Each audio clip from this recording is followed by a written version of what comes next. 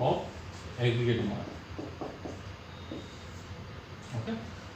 So if you remember, I am talking about shift of NM. Okay. What is the formula?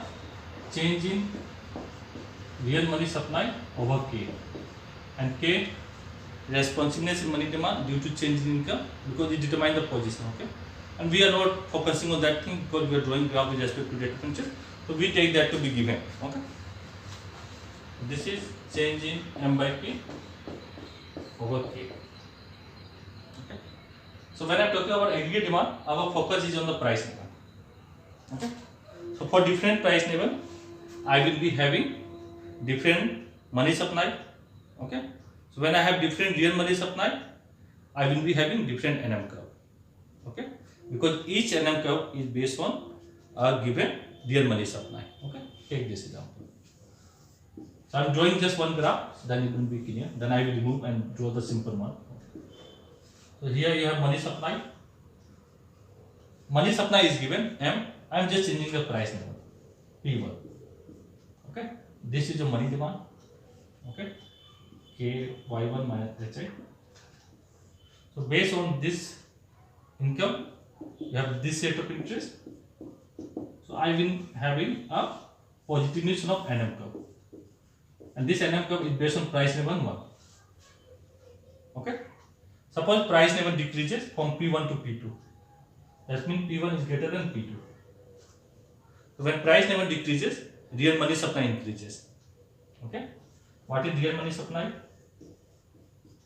M by P. When denominator decreases, okay, this one term will increase. You can put some number, it is easy to check. Okay, then your real money supply increases, and your nominal money supply I am not changing, I am only looking at price. Okay, for the same rate of interest, what is happening is that my real money supply increases. Okay, so when my real money supply increases, each NM curve is based on a particular money supply. You can write M over P1, no problem. Okay, or you can write only P1, no problem. Okay, so for the same rate of interest, NM curve will shift to the right. When price level decreases, my NM curve shift to the right. Make it is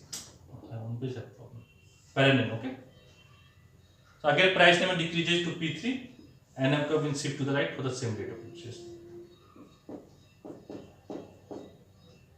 Okay, so what we see is that here you have output level.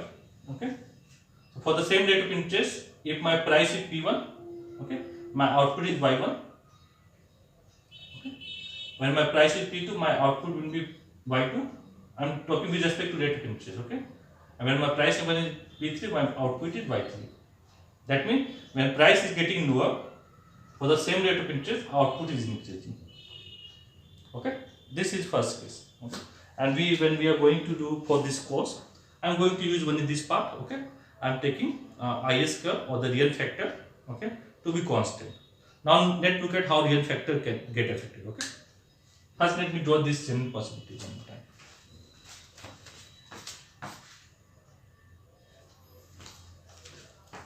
Each NM curve is based on a particular real money supply.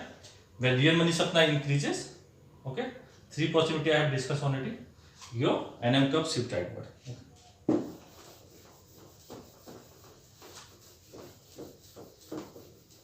So you don't need to draw on this thing. Okay, this much. Okay, just draw NM curve.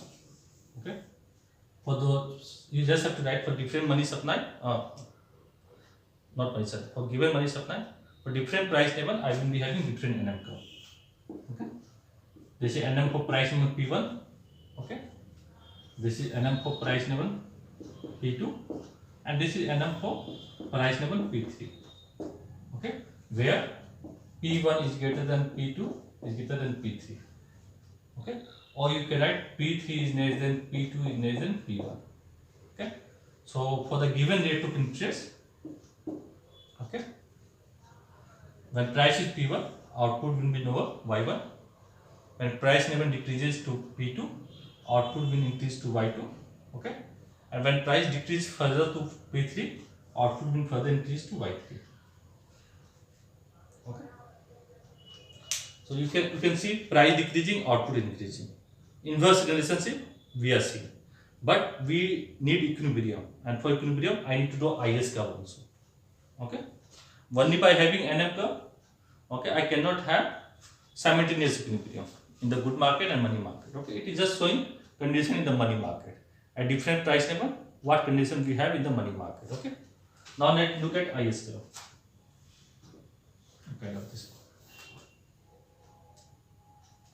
I forget to take the photo of this. Shift in IS curve, NM curve, you know. Now look at Y equal to aggregate demand, right? And let me talk about open economy. It is easier, okay, to understand in that way. C plus I plus G plus export minus import. Okay. Suppose price decreasing. Okay, so price decrease. So price of export will also decrease. When price decreases from P1 to P2, then P2 to P3. Okay. So whatever output I am producing, the price of export decreases. So the thing that I am exporting to other country, now they can buy cheaper. So when price decreases, my export will increase. Export is exogenously given. Why? Because it depends on one income. Okay. Domestically also demand will increase, consumption will increase. I am not talking about that. Okay.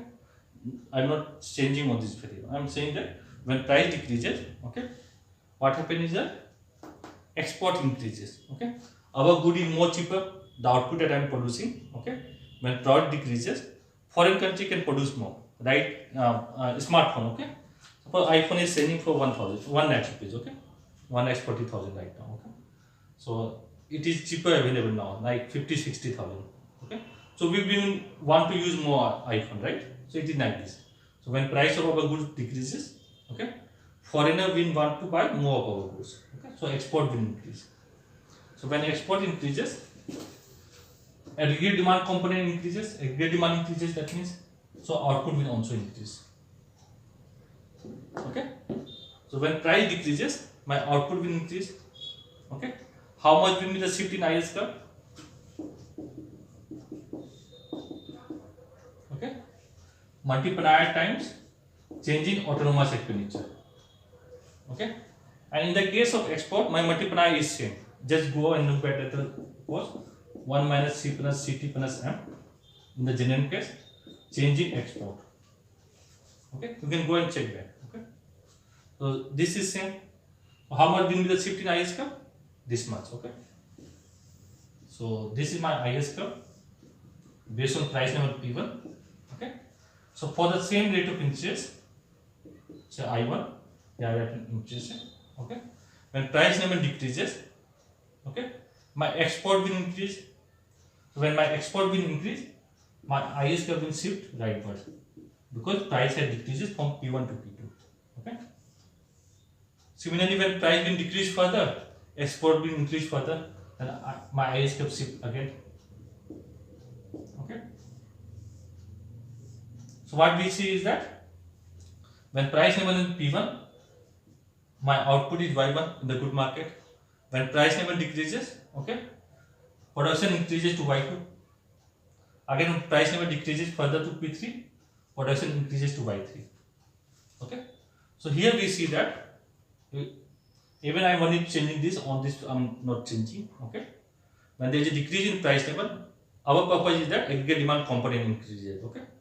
So when aggregate demand increases, okay, our IS curve shift rightward. So for the given rate of interest, okay, decline in price level means increase in output. Here also I say there is an inverse relationship. Okay.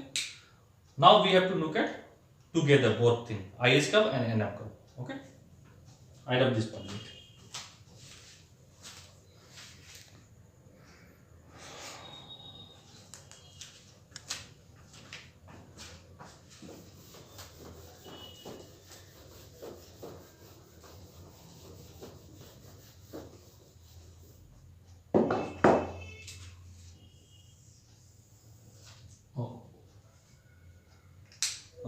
Let me draw two graph, okay?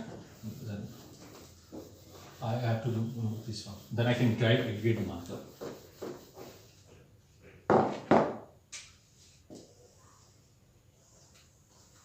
So this is general possibility. Okay, you can write in three way. I always say there is three possibility. Okay. So here you have rate of interest. Here you have output level. Okay. So for different price level, I will be having different NM curve. Okay. P1 is greater than P2 is greater than P3. Okay. So this is my NM1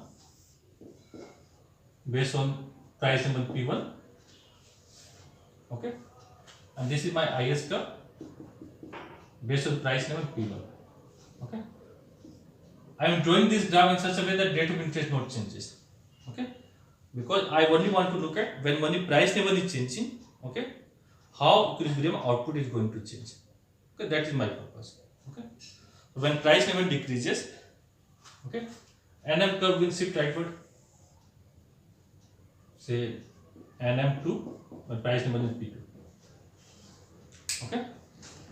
Similarly, when price level decreases, okay, what is happening? My IS curve will also shift rightward. Okay. I am shifting parallel. Okay. So that interest rate is not changing. I am keeping the interest rate same. So I will shift my IS curve this much. This is my shift in IS curve when price level is P2. You can see equilibrium output increases here. Okay. When my price level is P1, this is my IS curve and this is my NM curve. Okay. And this is my equilibrium output Y1. For the given rate of interest, I know. Okay, I am not changing this. When price level decreases, both IS and NM curve shift rightward. Okay. NM curve shift rightward, IS curve shift rightward. Okay. So I will be having higher equilibrium output. Okay. For the given rate of interest. Okay. Suppose price level decreases further to P3. So NM curve will shift rightward. This is NM3 and price level 3. You can draw only 2 graph, no need to draw 3 graph. Okay.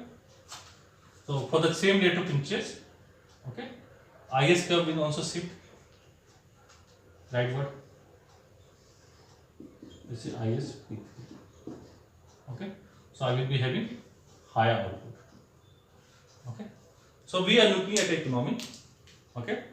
Where price level play an important factor. Okay. In determining your equilibrium output. No other price level, high will be the equilibrium output. Higher the price level, say P1, lower will be the equilibrium output. Okay. So that I am going to plot in my PY space. Okay. So when my price level is P1, how much is my output? Y1. So I get 1 point here. Okay. When my price level is P2, remember P2 is less than P1. Okay. My output is how much? Y2. I get second point. Okay. When my price level is P3, how much is output? Y3. Okay. So joining on this locus of point, okay. Let me draw open. Joining on this locus of point, I will get negative dimension of aggregate demand curve. Okay. So what is aggregate demand? Aggregate demand is a locus of combination of price level and output at which both good market and money market are simultaneously in equilibrium. Okay. I repeat again. What is aggregate demand? Aggregate demand is a locus of combination of price level. On this, a locus of combination of price level and output level, price level and output level, right? Aggregate demand curve is a locus of combination of price level and output level, okay? At which both good market and money market are in equilibrium simultaneously. Okay? At any particular point on aggregate demand curve, okay, we will be having equilibrium in the both product and good market. Okay, for that price level. Say price level is P1, I have equilibrium both in the product and good market, product and money market. Okay, so for different price level, I will be having different equilibrium in the good and money market. Okay, this is your derivation of aggregate demand curve, general format.